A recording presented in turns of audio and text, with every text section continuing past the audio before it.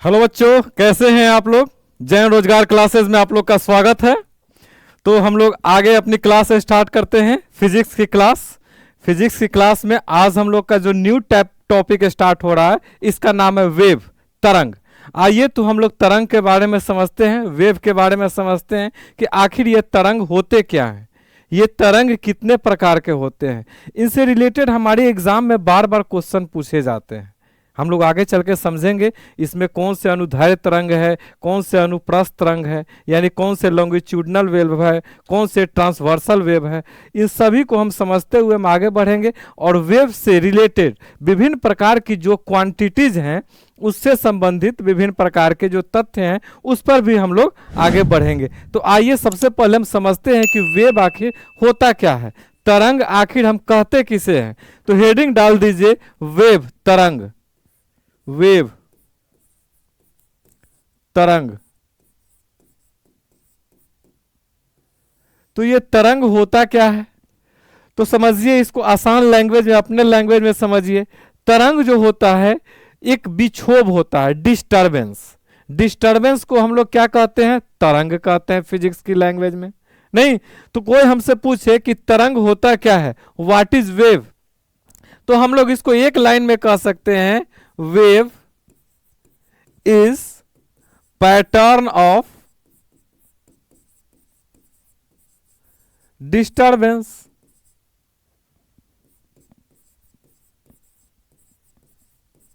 नहीं, wave is pattern of disturbance, disturbance का एक पैटर्न है।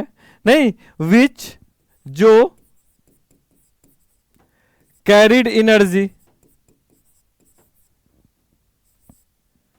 जो विच कैरीज एनर्जी,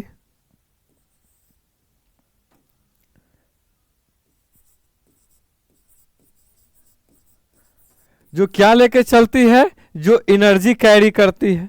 हिंदी में इसको कहेंगे कि तरंग। तरंग क्या है, तरंग एक विक्षोभ है,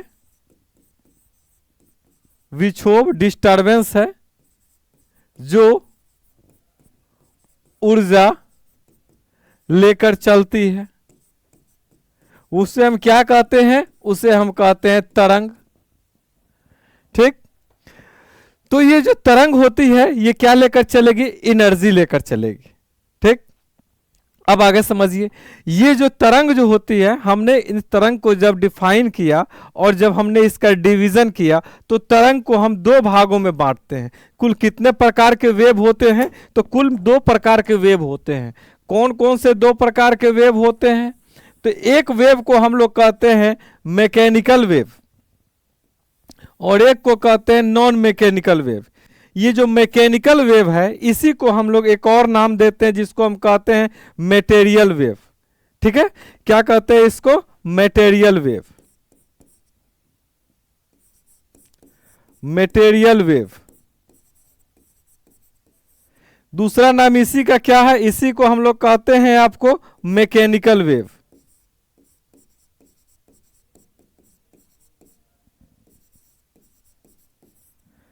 ठीक, दूसरे प्रकार की जो वेव होती है उसको हम लोग क्या नाम देते हैं, अच्छा इसको हिंदी में हम लोग क्या देते हैं नाम, यांत्रिक तरंग, यांत्रिक तरंग। तो एक प्रकार की जो वेव है उसको हम लोग कहते हैं यांत्रिक तरंग। समझाते हैं कैसे इसको, क्या इसमें प्रॉपर्टीज होती है, कैसे कहते हैं। अभी सिर्फ समझिए, एक जो वेव होती है जिसको हम लोग मेटेरियल वेव या मैकेनिकल वेव, हिंदी में कहते हैं यांत्रिक तरंग। दूसरे प्रकार की जो वेव होती है उसको हम लोग कहते हैं non mechanical wave, non mechanical wave, non mechanical wave. इसी को दूसरा नाम क्या है हमारा, दूसरा इसी को हम कहते हैं इलेक्ट्रोमैग्नेटिक वेव। कौन सा वेव है ये, इलेक्ट्रोमैग्नेटिक वेव। हिंदी में क्या कहते हैं, नॉन मैकेनिकल वेव। और इसका दूसरा नाम क्या है, इसका दूसरा नाम है हमारा इलेक्ट्रोमैग्नेटिक वेव, इलेक्ट्रोमैग्नेटिक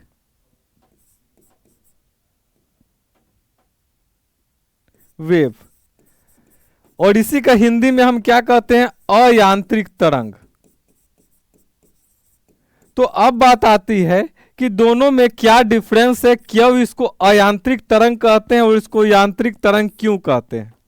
तो सबसे पहली बात एक समझिएगा, ये जो हमारा मटेरियल वेव है, नाम से ही पता लगता है मटेरियल, तो ये जो वेव होती है, इस वेव को चलने के लिए मीडियम की आवश्यकता होती है, कोई मटेरियल की आवश्यकता होती है नहीं। इसको चलने के लिए क्या चाहिए, मीडियम चाहिए, मटेरियल चाहिए। जैसे सपोज डेट मैं बोलता हूं तो एयर के पार्टिकल्स हैं, वो एयर के पार्टिकल्स जो हैं वो क्या है, मीडियम है, एयर हमारा मीडियम है, और जो हम बोलते हैं वो हमारी साउंड आगे की तरफ जाती है, तो वहां पर वो क्या है, मीडियम है। इसी प्रकार से अगर सपोज डेट आप अगर पत्थर लेते हैं और किसी पानी में मारते हैं, वाटर में, तो आप देखते हो कि तालाब का पानी ऐसे ऐसे कर कर आगे की तरफ बढ़ता है, वो क्या है, वो भी एक प्रकार का मैकेनिकल वेव है, क्योंकि वहां पर वाटर जो है एक मीडियम है नहीं।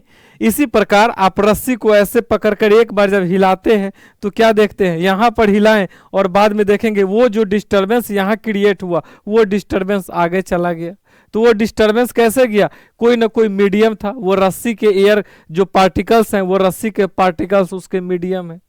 तो ये जो वेव होती है इसको चलने के लिए मीडियम की आवश्यकता होती है, और ये जो होते हैं नॉन मैकेनिकल वेव, इनको चलने के लिए मीडियम की आवश्यकता नहीं होती है। तो ये चलते कैसे हैं, तो ये हम लोग पढ़ेंगे आगे चल के, इलेक्ट्रिक फील्ड और मैग्नेटिक फील्ड के द्वारा ये चलते हैं। तो सबसे पहले हम ले लेते हैं मटेरियल वेव, यानी मैकेनिकल वेव क्या किसे कहते हैं, ये क्या होता है, वैसे वेव, वैसे तरंग, वैसे वेव जिनके चलने के लिए मीडियम यानी माध्यम की आवश्यकता हो। ये बिना मीडियम के ये नहीं चल सकते, इनको चलने के लिए मीडियम की जरूरत होती है। तो वैसे वेव को क्या कहते हैं, मटेरियल वेव। और वैसे वेव जिनको चलने के लिए मीडियम की आवश्यकता नहीं होती है, नहीं, वो चलते कैसे हैं, इलेक्ट्रिक फील्ड और मैग्नेटिक फील्ड के माध्यम से, उसको हम क्या कहेंगे, नॉन मैकेनिकल वेव। वैसे वेव जिन्हें चलने के लिए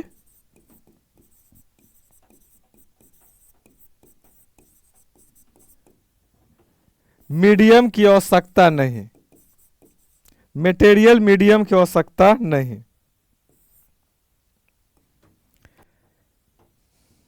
मटेरियल मीडियम की आवश्यकता नहीं, इनके चलने के लिए मटेरियल मीडियम की आवश्यकता नहीं होती है। तो वैसे वेव को हम क्या कहते हैं, नॉन मैकेनिकल वेव। इसमें कौन कौन से वेव आते हैं, तो आप पढ़े होंगे पहले, इसमें होते हैं जैसे X ray, gamma ray, ultraviolet रे,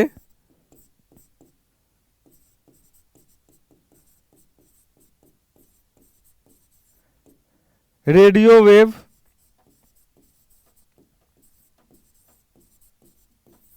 ये सब आगे हम लोग पढ़ेंगे। तो ये सब किस वेव के उदाहरण हैं, ये सब हमारे इलेक्ट्रोमैग्नेटिक वेव के उदाहरण हैं नहीं। चलिए, और इसमें जो आते हैं मटेरियल वेव में, इसके एग्जाम्पल क्या क्या हैं, तो आगे चल के इसको हम डिफाइन कर रहे हैं, इसको तोड़ रहे हैं, तो आगे चल के हमको पता लगेगा। तो ये जो मटेरियल वेव हैं, ये मटेरियल वेव को जिनको चलने के लिए मटेरियल मीडियम की आवश्यकता होती है, इनको चलने के लिए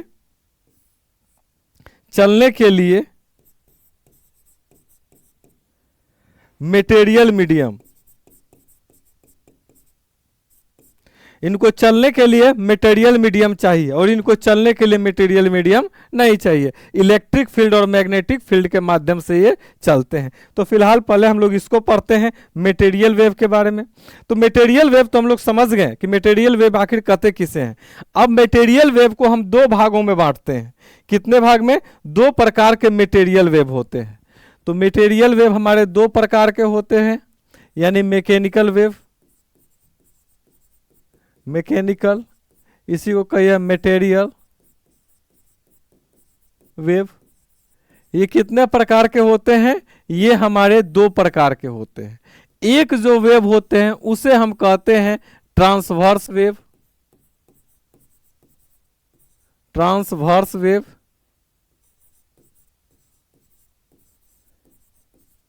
हिंदी में कहते हैं अनुप्रस्थ तरंग। और दूसरे प्रकार के जो वेव होते हैं उसको हम कहते हैं लॉन्गिट्यूडनल वेव।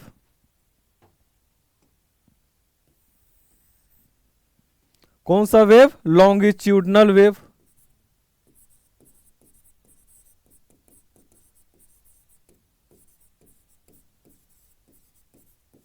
हिंदी में कहते हैं अनुदैर्ध्य तरंग।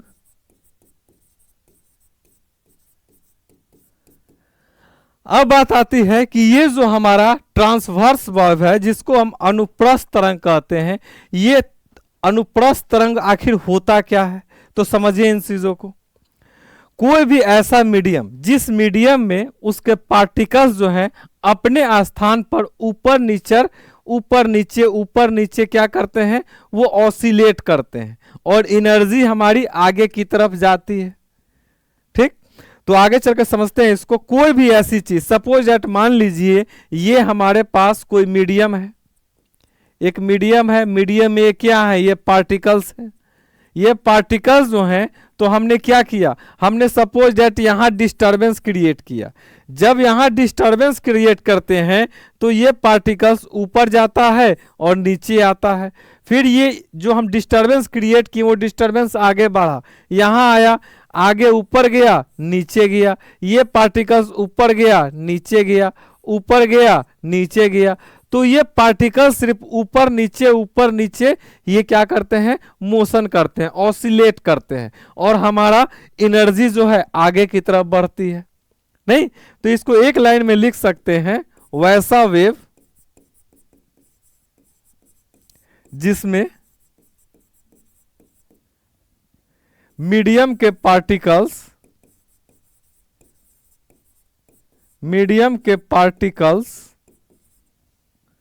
अपने स्थान पर ऊपर नीचे ऑसिलेट यानी दोलन ऑसिलेट करते हैं। वैसा वेव जिसमें मीडियम के पार्टिकल अपने स्थान पर ऊपर नीचे ऑसिलेट करते हैं, वैसे वेव क्या कहलाते हैं? वैसे वेव ट्रांसवर्स वेव यानी अनुप्रस्थ तरंग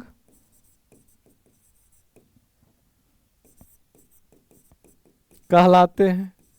तो ये जो हमारा वेव है ये कैसी वेव है? ये हमारी ट्रांसवर्स वेव है। इसके उदाहरण हमारे कौन कौन से आते हैं इसके एग्जाम्पल में ले लीजिए, आगे चल के हम समझेंगे। जैसे इसके एग्जाम्पल हम ले लेते हैं, समझिए। रस्सी में उत्पन्न तरंग, रस्सी में उत्पन्न तरंग। अगर हमारे पास कोई अगर रोप है, कोई अगर रस्सी है, सपोज दैट ये हमारे पास एक रस्सी है। अब हमने क्या किया? हमने यहां पर रस्सी पर यहां पर हमने इसको पकड़ कर यहां पर हमने इसको किसी कहीं दीवार से या कहीं कील से लगा दिया और हाथ से हमने इसको ऐसे ऊपर नीचे किया। जब ऊपर नीचे करते हैं तो क्या होता है? ये पार्टिकल्स थोड़ा ऊपर जाता है। जब ये ऊपर जाता है तो अपने बगल वाले को ऊपर खींचता है, फिर ये अपने बगल वाले को ऊपर खींचता है। नहीं, फिर इसकी एनर्जी कम होती है तो धीरे धीरे क्या होता है? ये नीचे की तरफ आता है। जो इतना ऊपर था अब ये पहुंच गया यहाँ, ये जो यहाँ था ये पहुंच गया और ऊपर, ये पहुंच गया यहाँ। इसकी एनर्जी और खत्म हुई तो फिर और ये कहाँ चला आया? और आ गया नीचे यहाँ। अब ये पहुंच गया यहाँ, ये पहुंच गया इसके पीछे। इस प्रकार क्या होता है? हम देखते हैं कि ऐसे ऐसे कर कर क्या जाती है, वो हमारी जो एनर्जी है वो एनर्जी जाती है। नहीं, इस पार्टिकल्स ने इसको ऊपर खींचा, इसके बगल वाले ने इसको ऊपर खींचा, फिर इसका जब एनर्जी खत्म हुआ तो ये नीचे की तरफ आना शुरू हुआ। अब ये सबसे ऊपर बी वाला पहुंच गया। अब उसके बाद अगला बार में क्या होगा, ये सबसे इधर ए वाला अपने पॉइंट पर आ जाएगा, बी वाला अब थोड़ा और नीचे आ जाएगा, अब सी वाला हाईएस्ट पॉइंट पे पहुंच जाएगा, अब बी वाला रुकेगा नहीं, अपने सबसे निचले स्तर पे जाएगा तो वो नीचे जाएगा नहीं। तो इस टाइप से वो अपने स्थान पर ही अप डाउन ऊपर नीचे ऑसिलेट करते हैं और हमारा वेव जो है वो आगे की तरफ चलती है। तो ऐसे वेव को क्या कहेंगे, अनुप्रस्थ वेव। जैसे हमारे रस्सी में उत्पन्न तरंग नहीं। इसी का अगर हम दूसरा उदाहरण ले लें तो जैसे पानी है ना, पानी में उत्पन्न तरंग नहीं, वाटर वेव्स, पानी में तरंग यानी वाटर वेव्स। वाटर वेव्स क्या होते हैं, सपोज दैट मान लीजिए आपके पास ये एक बड़ा सा तालाब है और तालाब में क्या करते हैं, यहां आप एक पत्थर फेंकते हैं। जब आप पत्थर फेंकते हैं तो यहां पर तालाब के ये जो वाटर थे आप देखते होइएगा ऐसे ऐसे आगे की तरफ बढ़ते हैं। जब ये आगे की तरफ बढ़ते हैं तो ये पार्टिकल्स, पानी हमारा यहां से यहां नहीं पहुंचता है, इसके पार्टिकल्स जो हैं अपने स्थान पर ही अप डाउन ऊपर नीचे ऑसिलेट करते हैं। तो आगे बढ़ता कौन है, आगे बढ़ता है हमारा डिस्टरबेंस, हमारा एनर्जी। जो हमने वहां पत्थर फेंक के जो हमने डिस्टरबेंस क्रिएट किया था वो डिस्टरबेंस हमारा आगे की तरफ बढ़ा और वो डिस्टरबेंस हमारा क्या है, एनर्जी। तो वो क्या चलता है, पार्टिकल्स अपने स्थान पर दोलन करेंगे और एनर्जी आगे चलेगा। तो पानी में उत्पन्न तरंग कैसे वेव है, ट्रांसवर्स वेव है। इसी प्रकार हम ले लेते हैं गिटार में तरंग, गिटार में उत्पन्न तरंग। गिटार हमने देखा है, गिटार हमारा कुछ ऐसा होता है, ऐसा ये हमारा गिटार हो गया। और यहां पर क्या होती है, यहां पर हम इसका थोड़ा सा प्लग कर देते हैं तो यहां पर हम क्या देखते हैं कि यहां से ऐसे ऐसे ऐसे ऐसे कर कर हमारा एनर्जी कहां जाती है, आगे की तरफ जाती है और हम देखते हैं साउंड निकलती है। तो हमने तो क्या किया, हमने यहां पर इसको ऑसिलेट किया और वो हमारा कहां पहुंचा, ऑसिलेशन, डिस्टर्बेंस हमारा यहां पहुंचा। तो ये हमारा गिटार में जो उत्पन्न तरंग है ये भी कैसा वेव है, ट्रांसवर्स वेव का उदाहरण है। समझिए बाबू, साइंस समझने की चीज है नहीं। अगली चीज, अनुप्रस्थ तरंग क्या होता है।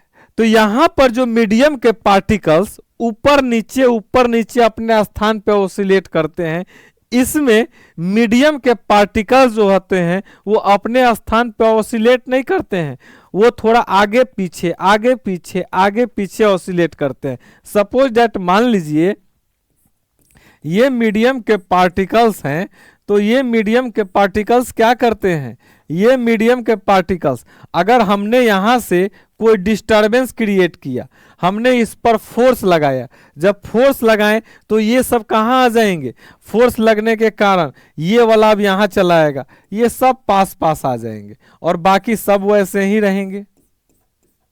फिर कुछ समय के बाद हम क्या देखेंगे, ये वापस आ जाएंगे, ये अपने स्थान पे वापस आ गए और ये जो हो गया अब यहां पहुंच गया। फिर कुछ समय के बाद हम क्या देखेंगे कि ये वाला अब आगे पहुंच गया और ये वाला अपने स्थान पर आ गया, ये अपने स्थान पर आ गया, अब ये पहुंच गया आगे।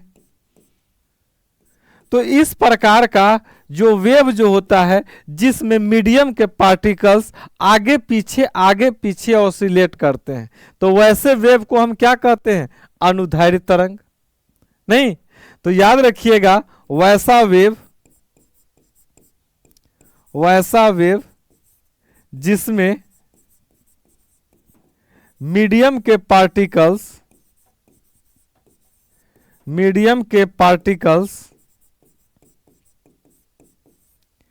आगे पीछे ऑसिलेट करे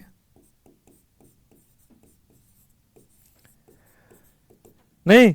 तो जिस वेव में अगर मीडियम के पार्टिकल्स आगे पीछे ऑसिलेट करेंगे तो उसको कैसा वेव कहेंगे, अनुदैर्ध्य तरंग नहीं। चलिए आगे समझिए इन चीजों को। इसका अगर हम एग्जाम्पल लें, इसका एग्जाम्पल हमारे नेचर में कौन कौन से देखने को मिलते हैं, जैसे वायु में उत्पन्न तरंग नहीं, हमारा ध्वनि तरंग। हमारा ध्वनि तरंग किस प्रकार का उदाहरण है? ध्वनि तरंग, ध्वनि तरंग ये हमारा अनुदैर्ध्य तरंग का उदाहरण है। कैसे समझिए, सपोज दैट मान लीजिए यहां पर हमारा कोई साउंड बॉक्स है, साउंड बॉक्स में यहां पर इसका क्या है, इसका ऊपर वाला ये जो जाली आप कवर देखते हैं ये है। हमने क्या किया, हमने इसमें इसको इलेक्ट्रिक प्लग से जोड़ा। जब प्लग से जोड़ते हैं तो क्या होता है, यहां पर इसका जो ये बूफर वाला जो सिस्टम है ये वाइब्रेट करता है। जब ये वाइब्रेट करता है, यहाँ एयर के पार्टिकल्स हैं, ये एयर के पार्टिकल्स क्या करते हैं, ये एयर के पार्टिकल्स वाइब्रेट करते हैं। नहीं, जब वाइब्रेट करते हैं और यहाँ हमने अपने कान लगाए हुए हैं तो यहाँ हमको जो आवाज आती है वो आवाज हमारी कानों में सुनाई देती है और हम सुनते हैं। कैसे, यहां पर जो वाइब्रेशन स्टार्ट हुआ वो एयर के पार्टिकल्स को यहां डिस्टर्ब किए। कुछ समय के बाद हम क्या देखते हैं, ये डिस्टरबेंस आगे पहुंच गया और यहां पर पार्टिकल्स को डिस्टर्ब किया। फिर क्या देखते हैं, कुछ समय बाद यहां पहुंच गया, यहां पर पार्टिकल्स को डिस्टर्ब किया, फिर यहां पे पार्टिकल्स को डिस्टर्ब किया, फिर यहां पहुंचा, यहां पार्टिकल्स को डिस्टर्ब किया। इस प्रकार हमारे कानों में पहुंचता है। तो ये क्या होते हैं, ऐसे एयर के पार्टिकल्स आगे गए, फिर पीछे आ गए, फिर वो जो हमारा डिस्टरबेंस था वो और आगे चला गया, वो उसको पुश किया, फिर पीछे आ गया, फिर वो आगे वाले को आगे पुश किया, फिर पीछे आ गया। इस प्रकार क्या होता है, हमारी जो एनर्जी जो है, हमारी डिस्टरबेंस जो है वो आगे की तरफ चलती जाएगी। नहीं, और हमारा जो है मीडियम के पार्टिकल्स वो सिर्फ अपने स्थान पे आगे पीछे दोलन करते रहेंगे। तो इस प्रकार का जो वेव होती है उसको कैसा वेव कहते हैं, लॉन्गिट्यूडनल वेव कहते हैं, अनुदैर्ध्य तरंग कहते हैं। इसी का दूसरा हम उदाहरण ले लेते हैं, जैसे स्प्रिंग में उत्पन्न तरंग। स्प्रिंग में उत्पन्न तरंग, स्प्रिंग आप देखे होंगे, स्प्रिंग हमारा क्या होता है, स्प्रिंग हमारा कुछ ऐसा होता है। ये सपोज दैट मान लीजिए स्प्रिंग है, हमने क्या किया, हमने इधर से पुश किया। जब हम पुश करते हैं तो क्या देखते हैं कि यहां पर ये सब इकट्ठा ऐसे हो गए। फिर कुछ समय के बाद हम क्या देखते हैं, ये अपने स्थान पर आ गए और ये बढ़कर अब कहां चला आया, यहां चला आया। फिर क्या देखते हैं, कुछ समय बाद ये वापस अपने स्थान पर आ गए, ये चीज कहां पहुंच गया, ये चीज अब हमारा यहां पहुंच गया। तो इस प्रकार हम क्या देखते हैं, हमारा जो डिस्टरबेंस है वो आगे की तरफ चलता है। तो याद रखिएगा, हमारे एग्जाम में पूछता है कौन से हमारे ट्रांसवर्स वेव यानी अनुप्रस्थ तरंग के उदाहरण है। रस्सी में उत्पन्न तरंग, पानी में उत्पन्न तरंग, गिटार में उत्पन्न तरंग। इसी प्रकार अगला हमारे ले लीजिए, भूकंप में उत्पन्न जो होती है द्वितीय तरंग, सेकेंडरी वेव्स इन अर्थक्वेक। नहीं, भूकंप में उत्पन्न द्वितीय तरंग, भूकंप में उत्पन्न द्वितीय तरंग, ये सब हमारे किसके उदाहरण हैं, ये सब हमारे ट्रांसवर्स वेव के उदाहरण हैं। नहीं, और हमारे लॉन्गिट्यूडनल वेव के ध्वनि तरंग अनुदैर्ध्य तरंग है, रस्सी में उत्पन्न स्प्रिंग में उत्पन्न तरंग अनुदैर्ध्य तरंग है।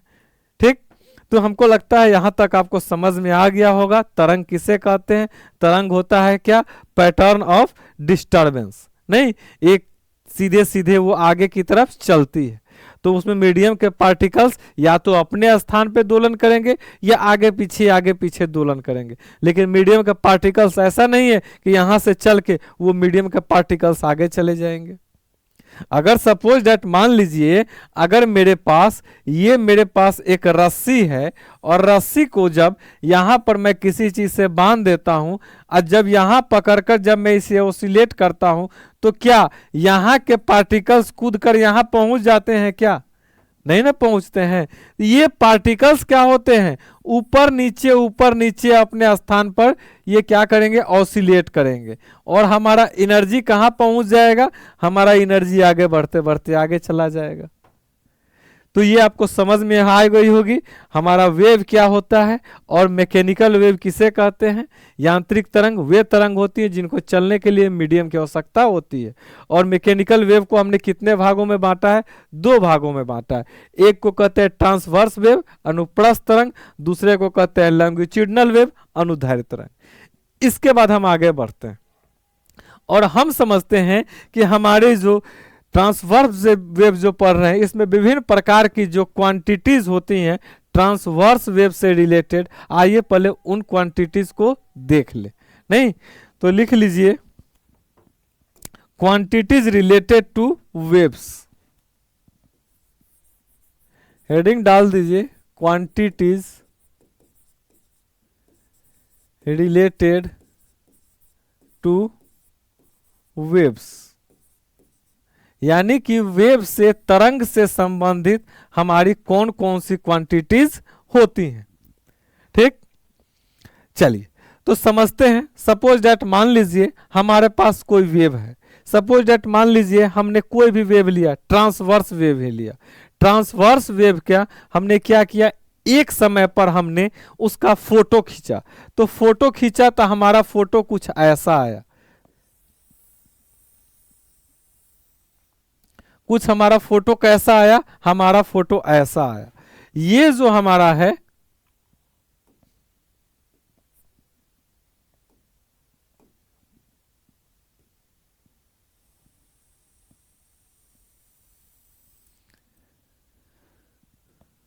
ये हमारा एक एक्स एक्सिस और ये हमारा वाई एक्सिस, इस पर हमने क्या किया, इस पे हमने लिया डिस्टेंस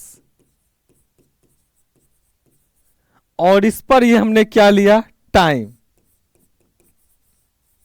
सपोज दैट मान लीजिए हमारे पास रस्सी है, रस्सी को जब मैं हिलाता हूं तो एक समय पर मैं देखता हूं कि उस समय फोटो अगर मैं कैमरा से लूं तो हमको ऐसा फोटो आया, तो वैसा फोटो आया तो हम देख रहे हैं ना कि मीडियम के जो पार्टिकल्स हैं वो पार्टिकल्स अपने अलग अलग स्थान पे, यहाँ वाला यहाँ पहुंच गया है, यहाँ वाला पार्टिकल्स यहाँ पहुंच गया है, यहाँ वाला पार्टिकल्स यहाँ पहुंच गया है, तो मीडियम के पार्टिकल्स जो अलग अलग हैं।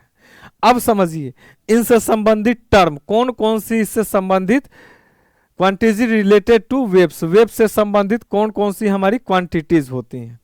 तो ये जो आप देख रहे हैं ये वाला, तो रेस्ट से लेकर अपर, ये जो सबसे हाईएस्ट पॉइंट होता है इसको हम कहते हैं क्रस्ट। क्या कहते हैं, क्रस्ट, हिंदी में कहते हैं श्रिंग। और ये अपना रेस्ट पॉइंट से ये सबसे लोएस्ट वाला ये जो पॉइंट होता है इसको कहते हैं ट्रॉफ यानी गर्त। तो कोई हमसे पूछे क्रस्ट क्या होता है, the highest point of the particles.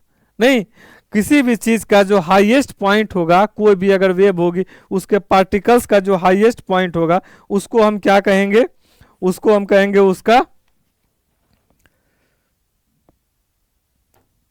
चलिए, highest point of the wave is called crust. तो फर्स्ट पॉइंट हम लिख लेते हैं highest point, highest point of wave is called crust. यानी कि ये पार्टिकल्स जो हैं इसके जो हाईएस्ट पॉइंट हैं, यानी जो हमारी ये वेव है, वेव की जो हाईएस्ट पॉइंट है उसको हम क्या कहते हैं, क्रस्ट। तो ये भी हमारा क्रस्ट हो गया, ये भी हमारा क्रस्ट, ये भी हमारा क्रस्ट। नहीं, तो वेव के हाईएस्ट पॉइंट को क्या कहेंगे, क्रस्ट, श्रिंग। और ये जो लोएस्ट पॉइंट होती है, ये लोएस्ट पॉइंट हो गया, ये लोएस्ट पॉइंट हो गया, फिर वेव चलती तो यहाँ लोएस्ट पॉइंट आता, तो ये जो लोएस्ट पॉइंट है इसको हम क्या कहते हैं, टर्फ। नहीं, तो इसको अगला हम लिख लेते हैं lowest point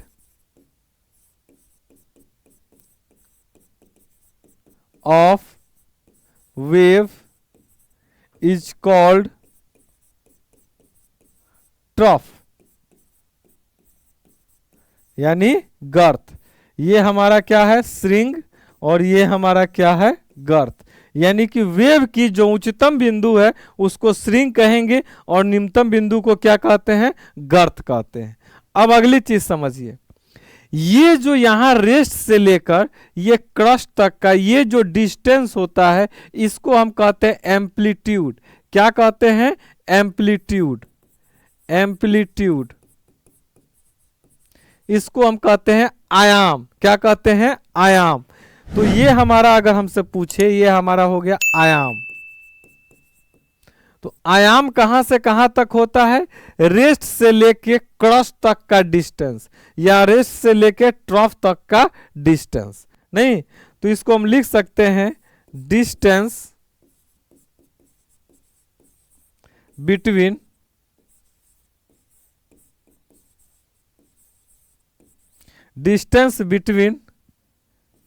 rest to trough या क्रस्ट। नहीं, different distance between rest to trough या क्रस्ट। रेस्ट से लेके यानी कि यहां से लेके इसका जो अधिकतम जो डिस्टेंस होता है उसको हम क्या कहेंगे? उसको हम कहेंगे आपको distance between rest to trough और क्रस्ट इज कॉल्ड एम्पलीट्यूड। क्या कहते हैं इसको? एम्पलीट्यूड कहते हैं, आयाम कहते हैं। अगला चीज आता है इसमें, और चीज इसमें वेवलेंथ हम किसे कहते हैं? नहीं तो यहां से ये जो आप देख रहे हैं ये जो डिस्टेंस है इसको हम क्या कहते हैं? वेवलेंथ, जिसको हम लैम्डा से डिनोट करते हैं। कोई भी अगर सेम फेज में होना चाहिए, यहां से अगर हम ले तो यहां से यहां तक का डिस्टेंस भी क्या है? वो कहाएगा लैम्डा। अगर हम यहां से यहां तक लें तो वो हमारा क्या कहलाएगा? लैम्डा। नहीं, यानी सेम फेज में होना चाहिए। ठीक, तो इसको हम लिख सकते हैं सेम फेज डिस्टेंस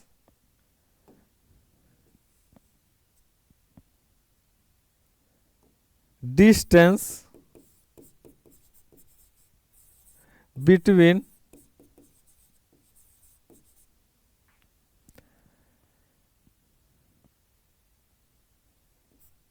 ट्रॉफ टू ट्रॉफ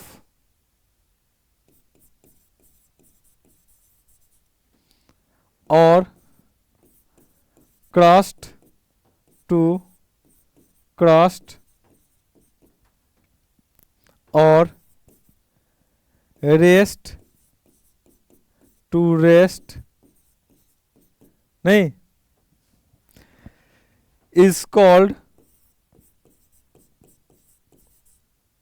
क्या कहलाता है? ये हमारा इज कॉल्ड, ये हमारा कहलाता है वेवलेंथ।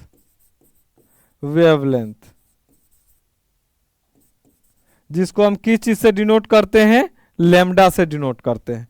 तो डिस्टेंस किसके किसके बीच डिस्टेंस? या तो ट्रॉफ के बीच, क्रस्ट के बीच, या कोई भी दो सेम फेज आप ले लीजिए। तो distance between trough to trough और क्रस्ट टू क्रस्ट और rest to rest is called wavelength. इसको हम क्या कहते हैं? वेवलेंथ कहते हैं, लैम्डा को जिसको डिनोट करते हैं। अगली चीज, ये जो हमने लैम्डा अब देखा, अब इसके बाद फ्रीक्वेंसी, इससे एक रिलेटेड एक टर्म आती है जिसको हम कहते हैं फ्रीक्वेंसी। अब समझिए फ्रीक्वेंसी क्या होती है। फ्रीक्वेंसी तो समझिए number of cycle in 1 second. अच्छा, एक बात और, 1 साइकिल बनने में यहां से लेके यहां तक ये हमारा क्या कहलाया? 1 साइकिल कहलाएगा। ये हमारा 1 साइकिल कहलाया। जितने देर में 1 साइकिल बनता है, याद रखिएगा, उतने देर में पार्टिकल्स अपना एक ऑसिलेशन पूरा करते हैं। तो इस चीज को भी ध्यान दीजिएगा, लिख लीजिएगा। टू कंप्लीट टू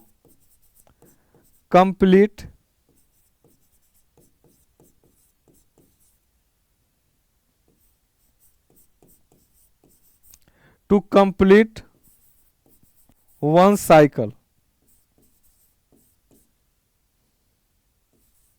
किसके बराबर होता है? एक साइकिल कंप्लीट होने में किसके बराबर? 1 ऑसिलेशन के बराबर होता है। याद रखिएगा, 1 oscillation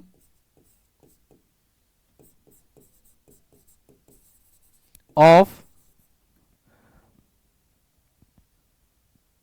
particle.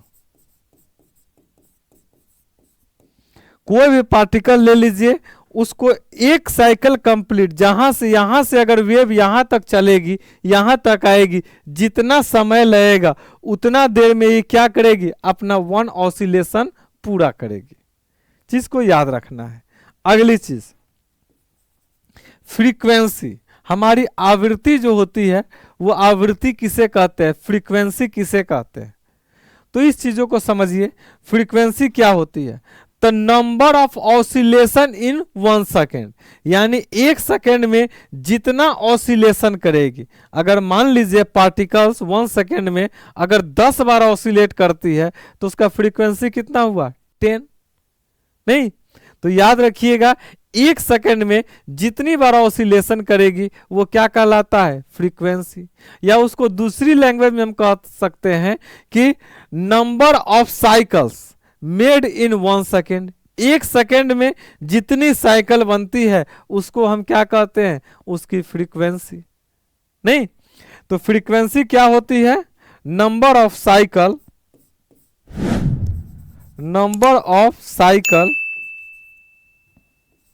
Made in 1 second, number of cycles made in 1 second. 1 second में जितने साइकिल बनते हैं is called, number of cycles made in 1 second is called frequency. क्या कहलाती है, फ्रीक्वेंसी कहलाती है। 1 सेकेंड में कुल मिलाके जितने भी साइकिल बनेंगे उन साइकिलों को संख्या को क्या कहते हैं, फ्रीक्वेंसी कहते हैं, जिसको हम एफ से डिनोट करते हैं। नहीं, और वेवलेंथ को किससे डिनोट करते हैं, लैम्डा से डिनोट करते हैं। बात समझ में आई। तो हमने अभी देखा कि फ्रीक्वेंसी इसमें होता क्या है। अब इसमें अगला चीज समझिए, टाइम पीरियड। टाइम पीरियड क्या होता है, तो हम ले लेते हैं टाइम पीरियड को। टाइम पीरियड क्या होता है उसको समझिए। टाइम पीरियड, तो देखिए 1 साइकिल जो कंप्लीट हुआ है, 1 साइकिल कंप्लीट होने में जितना समय लगता है उसको हम क्या कहते हैं, टाइम पीरियड, आवर्तकाल। नहीं, तो टाइम पीरियड क्या होता है, आवर्तकाल। Time period, आवर्तकाल। आवर्तकाल क्या होता है, टाइम पीरियड क्या होता है, time taken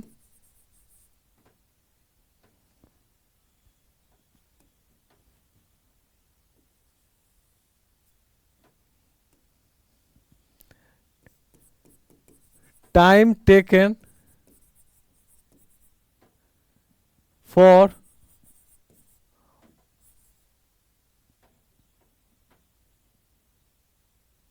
one oscillation.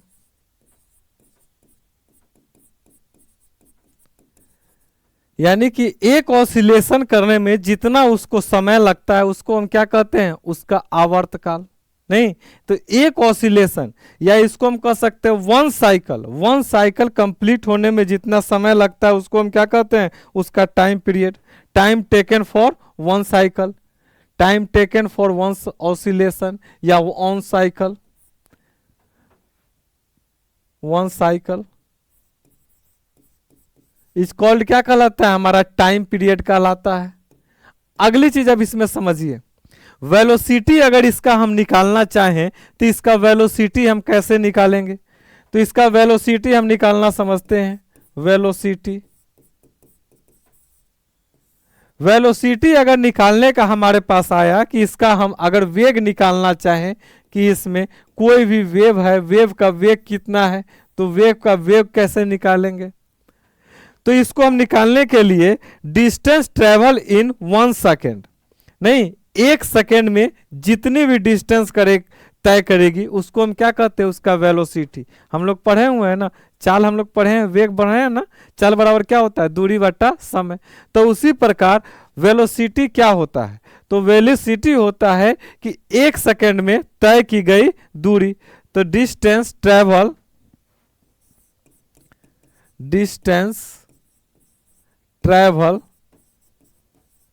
in 1 second. 1 second में जितनी डिस्टेंस वो कवर करती है वो क्या कहलाती है, उसको वेलोसिटी कहलाती है। नहीं, अब यहां पर अगर हम निकालना चाहें तो कैसे निकालेंगे, तो इसका वेलोसिटी हमको जब निकालना पड़ेगा वेलोसिटी, तो वेलोसिटी निकालने के लिए हम फॉर्मूला लगाएंगे। कौन सा फॉर्मूला लगाएंगे, तो हम समझते हैं ये लेमडा, लेमडा है ये हमारा क्या है, यहां से यहां तक की दूरी है, यहां से यहां तक की दूरी है। तो नंबर ऑफ ऑसिलेशन, जितना भी ऑसिलेट करेगी वो, उसको अगर लेमडा से हम मल्टीप्लाई कर देंगे तो हमारा निकल जाएगा वेलोसिटी। तो इसको हम लिख सकते हैं velocity equal to mu into lambda. नहीं, तो ये हमारा हो गया वेलोसिटी निकालने का फॉर्मूला, म्यू इनटू लेमडा। तो अभी तक हमने इसमें समझा कि हमारा वेग आखिर होता क्या है, सॉरी हमारा वेव होता क्या है, कितने प्रकार के होते हैं, टाइप्स ऑफ वेव, विभिन्न प्रकार के जो वेव हैं उन वेव की क्या क्या क्वांटिटीज हैं। ठीक, तो इन सभी चीजों को वेव के बारे में हमने अच्छी तरह समझा। अब आगे इससे हम बढ़ते हैं, एक बार इसको फिर से रिपीट करके एक बार इसको समझिए। सबसे पहले वेव क्या है, वेव एक प्रकार का विक्षोभ है, यानी कि एक प्रकार का डिस्टरबेंस है। क्या करती है, वो ऊर्जा लेकर चलती है। अब वेव का जो हमने बांटा, इसको डिवीजन किया, 2 प्रकार के हैं, यांत्रिक तरंग, अयांत्रिक तरंग। हमारा यांत्रिक तरंग क्या होता है, वे वेव जिनके पार्टिकल्स अप डाउन अपने स्थान पर सिर्फ ऑसिलेट करते हैं, तो वो हमारे कैसे हैं, यांत्रिक तरंग है। तो यांत्रिक तरंग के बारे में लिखना होगा तो हम कैसे लिखेंगे, तो यांत्रिक तरंग वे तरंग होते हैं जिनको चलने के लिए मटेरियल मीडियम की आवश्यकता होती है। नहीं, जिनको मीडियम मटेरियल चाहिए, जिनको बिना ये मीडियम के नहीं चल सकते हैं। अगर इनको मीडियम ना रहे तो ये नहीं चलेंगे। तो मीडियम जिनको चलने के लिए चाहिए उनको कौन सा वेव कहते हैं, मैकेनिकल वेव और मटेरियल वेव, इन्हीं का नाम है। नहीं, और वेव जिनको चलने के लिए, जिनको मीडियम की आवश्यकता नहीं है, वो हमारे कैसे वेव है, वो हमारे इलेक्ट्रोमैग्नेटिक वेव है। इसमें आगे चल के हम लोग पढ़ेंगे नेक्स्ट क्लास में। इसमें आते हैं gamma ray, X ray, ultraviolet रे, रेडियो वेव, ये सब इसमें हम लोग को पढ़ेंगे कि इसकी कितनी कितनी तरंग होती है, कितनी इसकी एनर्जी होती है। तो इनको चलने के लिए मटेरियल नहीं चाहिए, तो चलते कैसे हैं, ये इलेक्ट्रिक फील्ड और मैग्नेटिक फील्ड के द्वारा चलते हैं। ठीक, अब इसके बाद नेक्स्ट हमने देखा था कि जो हमारा ट्रांसवर्स वेव जो है, इसको हमने कितने भागों में बांटा, 2 भागों में बांटा। नहीं sorry, mechanical wave, mechanical wave को कितने, यांत्रिक तरंग 2 प्रकार से। ये जो हमारे मटेरियल मीडियम के थ्रू चलते हैं, ये 2 प्रकार से चलते हैं। या तो अपने स्थान पर अप डाउन करेंगे, मोशन करेंगे, तो उस प्रकार का वेव कैसा कहलाएगा, ट्रांसवर्स वेव कहलाएगा। और वैसा वेव जिसमें मीडियम के पार्टिकल्स अपने स्थान पर, अपने पोजीशन पर आगे पीछे ऑसिलेट करते हैं, तो उस प्रकार के वेव को कैसे कहेंगे, अनुदैर्ध्य तरंग कहेंगे। जिसमें ऊपर नीचे ऑसिलेट करते हैं, रस्सी में उत्पन्न तरंग, पानी में वेव, गिटार में वेव, भूकंप में तरंग, ये सब हमारा कैसा था, ट्रांसवर्स वेव। और ये जो लॉन्गिट्यूडनल वेव है, जैसे ध्वनि में उत्पन्न तरंग, एयर के पार्टिकल्स, हमने कुछ बोला तो हमारा लेयरिंग्स जो था, यहां पर सपोज दैट 1 सेकेंड में लगभग ये 400 बार अप डाउन किया। अब ये 400 बार अप डाउन किया, सामने जो एयर के पार्टिकल्स हैं उसमें वो क्या करेगा, वाइब्रेशन करेगा। कितना, 400 बार। 400 बार किसी मीडियम में चल जाएगा, वो 400 बार वाइब्रेट करेगा। तो वो 400 बार कैसे वाइब्रेट कर रहा है, एनर्जी आगे जा रही है, पार्टिकल्स वापस, फिर एनर्जी आगे, पार्टिकल्स वापस, एनर्जी आगे, पार्टिकल्स वापस। तो इस प्रकार हमारी एनर्जी आगे की तरफ चलती है ध्वनि तरंग में, स्प्रिंग में उत्पन्न तरंग। देखते हैं यहाँ हमने फोर्स लगाया, जब छोड़ते हैं तो फिर क्या होता है, ये पीछे की तरफ आता है, फिर इधर फैल जाता है। और लेकिन हमारा जो डिस्टर्बेंस था, वो डिस्टर्बेंस कहाँ हमको यहाँ पर देखने को मिलता है। तो ये हमारा कैसा था, लॉन्गिट्यूडनल वेव। फिर इसमें हमने आगे देखा कि विभिन्न प्रकार के हमारे जो वेव से संबंधित क्वांटिटीज जो होते हैं, वो कौन कौन सी क्वांटिटीज हैं। एक हमने क्वांटिटीज देखा कि एक समय में हमने क्या किया, किसी वेव का फोटो लिया, ग्राफ लिया। नहीं, जैसे हमने रस्सी का लिया कि रस्सी एक हमारा बहुत अच्छा उदाहरण है, ट्रांसवर्स वेव का। तो एक समय में हमने कैमरा से उसका फोटो लिया तो फोटो हमको कुछ ऐसा उसमें वाइब्रेशन दिखाई दिया। तो यहाँ पर उसके जो रेस्ट पॉइंट से जो हाईएस्ट पॉइंट जो होती है उसको हम क्या कहते हैं, क्रस्ट, श्रिंग। और रेस्ट पॉइंट से जो सबसे लोएस्ट पॉइंट होता है, ये सबसे लोएस्ट पॉइंट, इसको हम क्या कहते हैं, ट्रफ। तो हाईएस्ट पॉइंट क्रस्ट यानी श्रिंग और लोएस्ट पॉइंट क्या कहते हैं, गर्थ, ट्रफ। लिखा हुआ highest point of wave is called crest और lowest point of wave is called trough. अब समझिए, ये जो रेस्ट पॉइंट से ये जो क्रस्ट है इसके बीच का डिस्टेंस को क्या कहते हैं, इसको कहते हैं एम्पलीट्यूड, आयाम। नहीं तो ये हमारा, या यहां से रेस्ट से लेके ये ट्रफ के बीच का डिस्टेंस क्या कहलाया, आयाम। तो इसको आयाम करिए, इसको आयाम करिए, ये आयाम, ये आयाम, सब आयाम है। तो distance between rest to trough और rest to crest is called हमारा एम्पलीट्यूड। अगला, distance between trough to trough, यानी कि यहां से लेके यहां तक, या यहां से लेके क्रॉस से लेके इस क्रॉस तक, या इस रेस्ट से लेके इस रेस्ट तक, ये डिस्टेंस हमारा क्या कहलाता है, ये डिस्टेंस हमारा कहलाता है लैम्डा, जिसको हम क्या कहते हैं, वेवलेंथ। नहीं, यानी कि सेम फेज का हमको लेना है, या तो ट्रफ से ट्रफ का लेना है, या क्रॉस से क्रस्ट का लेना है, या रेस्ट टू रेस्ट का लेना है। ठीक, अब आता है जितने देर में ये एक साइकिल कंप्लीट होता है, याद रखिएगा उतने ही देर में पार्टिकल्स अपना वन ऑसिलेशन पूरा करते हैं।